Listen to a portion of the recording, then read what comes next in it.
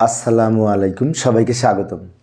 প্রিয় শিক্ষার্থী বন্ধুরা, আজকে আমি আইসিটি বিষয়ের আমরা যখন লজিক ফাংশন থেকে লজিক গেট অঙ্কন করি, সেক্ষেত্রে এই ধরনের যদি কোনো ফাংশন দেওয়া থাকে, সমীকরণ দেওয়া থাকে, যেমন এখানে বলেছি a plus a not B, তারপর ব্র্যাকেট, আবার a প্লাস বি, অর্থাৎ এইটা দ্বারা আমাদের লজিক গেট বা লজিক সার্কিট অঙ্কন করতে হবে। কিভাবে?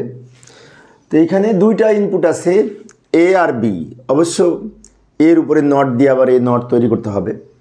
তো যাই সমাধান করার চেষ্টা করি। প্রথমে মনে করি এই যে এ একটা ইনপুট আর এ একটা ইনপুট, আবার একে আমরা নট করে নিলাম, অর্থাৎ এটা এ, এটা এ নট, আর বি আছে কিন্তু বি নট নাই, তো বি একটা লাইন টানলেই হবে। আমি আবারও বলছি, লক্ষ্য করি, এ আছে, এ নট আছে, তো সেজন্য এ আর এ নট তৈরি করে নিলাম। আমরা জানি এটা নট গেট, এবং এই লাইনটা এই পর্যন্ত এ ছিল, এটা ক্রস করে যখন নিচে এই লাইনটা বের হয়েছে তখন কিন্তু এটা এ নট হয়েছে। আর বি আছে, এখানে বি নট নাই, সেজন্য বি এর জন্য একটা লাইন টেনেছি। এবার কি করব? এ, তো এ তো এই লাইনটা, তাই না? এখান থেকে আমরা টেনে নিলাম, এটার নাম এ।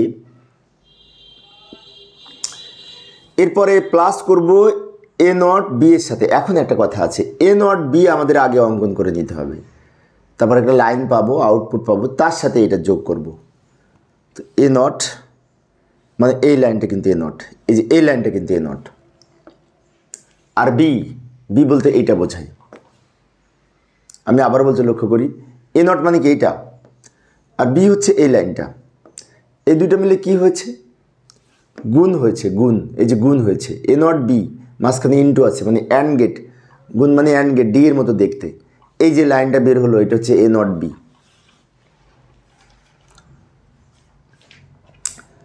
আবারও লক্ষ্য করি, এ, এটা হচ্ছে এ, আর এই যে লাইনটা বের হলো এটা কিন্তু এ নট বি গুণ করে। এবার এইটা আর এইটা দুটো মিলে যোগ হয়েছে না? তো যোগ করার জন্য এখানে একটা ওয়ার গেট আঁকবো। তো ওয়ার গেটটা এখানে যদি আমি লম্বা করে আঁকি তাহলে দেখতে খারাপ লাগবে, সেজন্য একটু ছোটো করে দেবো, উপর থেকে নিচে নিয়ে আসবো। নিচে আমরা এখানে ছোটো করে নিলাম। এখন এখানে একটি এই ওয়ার গেট অঙ্কন করব। কেন ওয়ার গেট অঙ্কন করবো? এই যে প্লাসের জন্য। এই যে লাইনটা বের হলো এটা হচ্ছে টোটালটা, এই ব্র্যাকেটের অংশটা, এ প্লাস এ নট বি, এটা হচ্ছে এ প্লাস এ নট বি। এরপরে এ আর বি যোগ করবো আবার আলাদা করে।